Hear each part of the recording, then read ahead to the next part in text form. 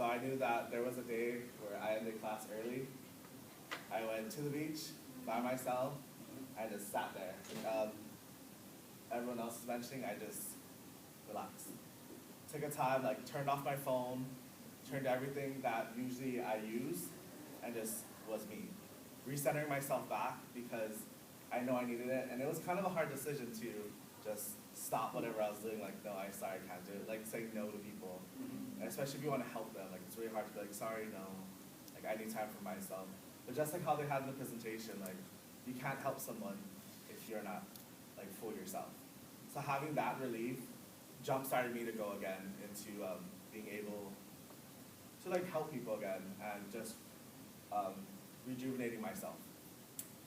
So there are many situations in my life which I had to focus on, on myself, and it's hard because, like Kempo mentioned, factors like certain relationships, whether it's your friends, your family, your mother, your father, they influence you in a way, and they can impose their duties and their responsibilities on you as well. So it's learning how to say no, as Kempo was saying as well, but also cutting relationships that are harmful to yourself and negative. That was one of the hardest things I had to do in my life personally. I had friends that I was there for, and I would always say to my family, why can't I have friends that are friends the way I am, I feel like I'm personally there for people. I'm someone you can talk to, and I give advice and support when they need it, but it seemed like I couldn't find anybody that would support me in that way as well. And the friends that I had in that point in time weren't beneficial to my soul as well as my well-being and mental being. So I had to let them go. And sometimes it's hard. Like I want to say, oh, I miss you. Let's hang out. But it's better if I just keep them where they were and keep them as an acquaintance rather than close friends. But keep them in their distance, but keep them there with love and aloha. I definitely think this phrase just came into my head when everyone was talking. It's like, listen to your na'au. When it's time to separate yourself and when it's time to take care of yourself. And then the other thing that popped into my head is I picked this quote out of the fishbowl outside, and it says, I love it. It says, the greatest day in your life and mine is when we take total responsibility for our attitudes. That's the day we really grow up. And it's a challenge. It's a challenge to take that time out and to have the confidence to say no and to have the confidence to walk away from something.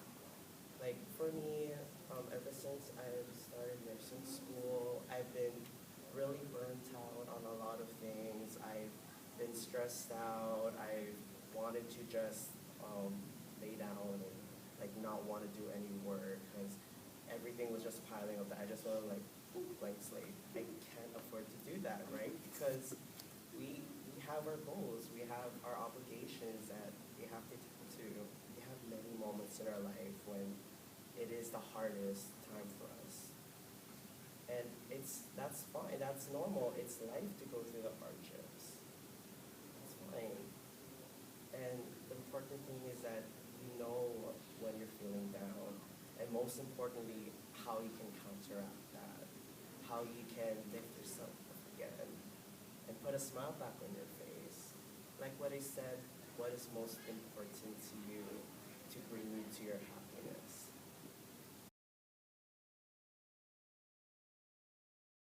At first, it's very hard. Like we all mentioned, it's very difficult to own up to you need help, especially being in a vulnerable state. A lot of people don't like that. Personally, for me, I'd rather not be in a vulnerable state. I'd rather just fake it till I make it. Just put a smile on my face, even if I'm like hurting on the inside. But then there's times where like doing the self-care thing just never works, doesn't work anymore. You can try and try, but it just won't. And that's where like, you think you're faking it still, but everyone can see it. Like, your family can see it, your friends, all your social ties can see it. And then that's when they start pointing it out to you, and you still do the, nah, it's fine, don't worry about it, I'm okay. But actually taking the step to, like, use counseling services here, because personally for me, I had that, like, thought, like, I don't need counseling services, I don't have a mental issue, like, what is this? It's for people who are like crazy. But then after like going there, I realized it's not. It's for whoever. They're here to support you, and they don't they're not the type where it's like, let me tell you what's wrong, as you see in like movies. It's where you tell me, I tell you, and then they help you figure out what's wrong. And like, you get the answers because you'll consistently talk with them. It's very personable. It's definitely beneficial for your life. And that's what I use till to this day. I've definitely been helped in multiple instances throughout my life. Definitely my family has been a huge role, as well as professors and faculty and staff members, but it is hard to ask for help sometimes, like Keppel was saying. But a quote that kind of sticks in my head that I learned when I was in intermediate or high school is something like, it's better to be ignorant for 5 seconds and ask the question than to be ignorant for the rest of your life. And that stood with me forever, because you might be embarrassed to ask for help, but what's more embarrassing, asking for that 5 seconds and being embarrassed for 5 seconds of your life, or not knowing for the rest of your life, and then you'll be embarrassed in the long run anyway. So it's beneficial to yourself to ask for help, because if you don't outreach, you'll never know the opportunities that you have. One thing that helps me is like going home and getting a hug from my mom, or like hugging my nephews, or that kind of stuff. Like that personally is a small form of getting help at home, and definitely utilize the services on campus to get help when there's deep issues that things you need to address and talk about. Someone who can give you resources to help you out. So thinking of a time when I wanted to give up the transition to come to school here. I'm from Oahu. I'm a city boy at heart. This is a very big jump away from my family, away from like the support system that I have at home. So by that whole big transition over, even if it's like a 50-minute flight, it's still a big distance away from going home consistently. So I'm busy here at school. By all of that, just knowing that I will graduate as the first on both my mom and dad's side with a college degree and a bachelor's degree. Very big motivation to continue to go.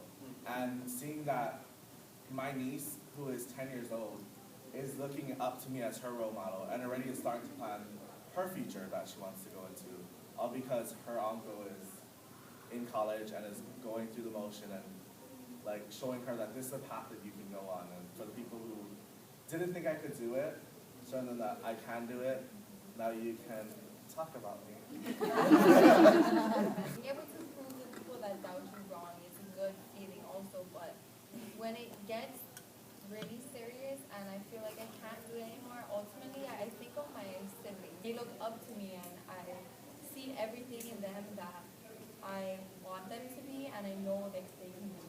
And if I were to give up, what type of example would I be for the children of the future, for the children?